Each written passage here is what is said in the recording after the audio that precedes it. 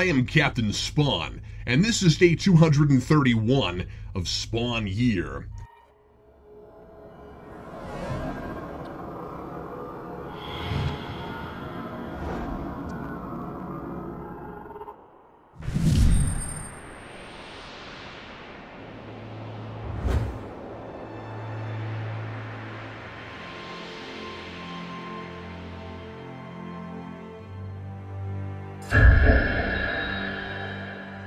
I'm beginning to wonder why this arc is called Endgame. From all the print ads using chessboard imagery, I really expected some attempt at a complex battle of wits, a couple of dangerous and powerful forces moving and countering with the world as their playing field and its citizens all potential pawns to be used as they saw fit.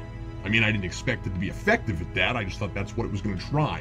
And considering chess has been heavily associated with Mammon and his ability to look 100 years and 7,459 moves ahead, and considering he was responsible for nearly everything that's ever happened in this book, and even bred, personally, its most important players, you'd think he would be involved here and Endgame would refer to his downfall. Especially because when Mammon and Mirana got bound by Nyx's magic 5-minute wrap-up spell in 184, an editor's note says, next issue is the beginning of that downfall. We're 6 issues into this and there's been no sign whatsoever of Mammon or Mirana. Are they still trapped in that binding spell? Presumably at least the Spawn costume got out since Jim Downing is wearing it now, unless somehow that's some other symbiote and not Case Evan Letha. But since McFarlane retconned Armageddon and how Heaven and Hell work, I can't be sure what counts anymore. I can't even trust the annotations from the previous story about this one. Maybe Endgame refers to a master plan on the part of the symbiote? Maybe it wanted Al dead so it can control another host and rule the universe or something? I realize Al didn't have it when he committed suicide, but it's hard to read this and not anticipate retcons. I wouldn't put it past him to decide even the circumstances surrounding Al's death 7 issues ago happened differently than what I read 7 days ago. Most of the backdoor scheming is clowns, and that's not really an endgame so much as an opportunistic start game.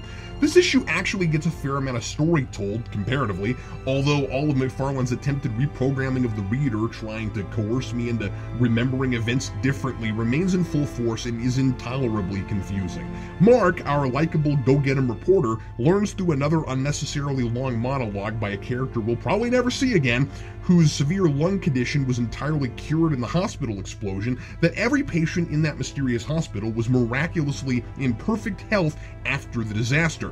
Mark and the old man are playing chess, and the composition of shots is carefully crafted to invoke some sense of underlying subtext. But as far as I can tell, there is nothing more to this scene than exposition, except maybe a vague implication that these mystical recoveries are part of a grander plan. The woman at the desk at the hospital a lot of these miracle patients are being held at says the only thing the baffled doctors are willing to agree on is it's some kind of miracle sent down by God. Really? Not a more skeptical one in the bunch? Especially since we know that most people turned away from religion after the apocalypse when it looked like the Bible was wrong about everything? Oh wait, we're ignoring all of that. Yeesh, this is becoming impossible to analyze. It's like trying to look at DNA under a microscope in a world where the laws of physics don't work the same way as they did where the DNA came from. Meanwhile, Jim goes all melodramatic on Sarah and screams at her for trusting him too much when he's worried he might be a murderer or something, then calms down and leaves. It seems the Spawn suit is affecting him, and it's refreshing to actually know when someone's acting out of character. Al did stuff like that constantly, and it was only sometimes chalked up to the costume. Except when it was chalked up to multiple personalities or Mammon breeding him for evil.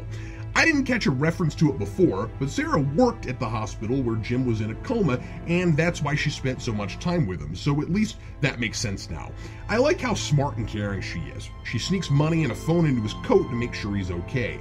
If these characters remain consistent and keep acting a little more like real people, I could learn to live with some of the impetuous retconning, but I'm not holding my breath. Sam and Twitch are back, which is good since this book kind of thinks it is Bendis' Sam and Twitch, and they think Spawn may be somehow involved with the latest supernatural slayings. Sam calls Spawn Twitch's buddy and is quick to implicate him in the murders, while Twitch insists it's not Spawn's MO. He'd never go this sadistically violent. Still pretending Al had a conscience, I see. Clearly, they've regressed to an earlier version of these characters who don't seem to know as much as they should about Spawn, but the dry-witted banter is back and I kind of missed that. There's an angel who finds Jim at the end and calls Spawn one of God's elite. No idea what that's about yet. She says something earlier about the Lords, another major part of the mythology we've never heard of before, so demons work for the elders and angels work for the Lords.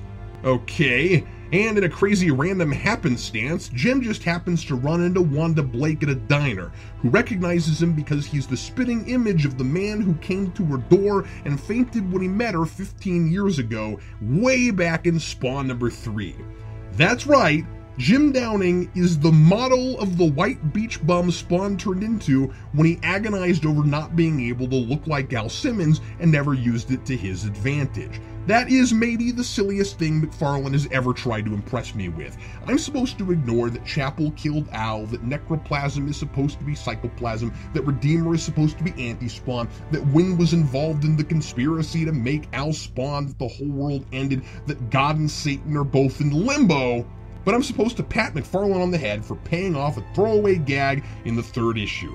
So he's keeping the good parts and chucking the rest, and he's now better at telling the story, so somehow that face being somebody's real face is genius writing. That could be neat and intriguing if I could trust the cohesiveness of this universe, but it has none, so I don't. Wanda looks into Jim's eyes after he says he has no memory and says, "You're one of them," apologizes but says she can't help him. Can she still tell he's a Hellspawn just by looking at him? Does this mean she knows Al was Spawn and we haven't retconned that? At this point, I really need everything spelled out because I have no idea what I'm reading. Jim wanders into the alleys, finds Spawn's throne, transforms into Spawn, and that's where the angel finds him after one of the bums thinks he's Al before he's even wearing the hellish garb. Yeah, he looks a lot like Al. I know the guy's drunk, but really, if there's that much resemblance between Al and Jim Downing, maybe Al should have just kept looking like Jim and call himself Al Simmons. It sounds stupid, but apparently I'm supposed to believe anything with this book. Signed, Captain Spawn.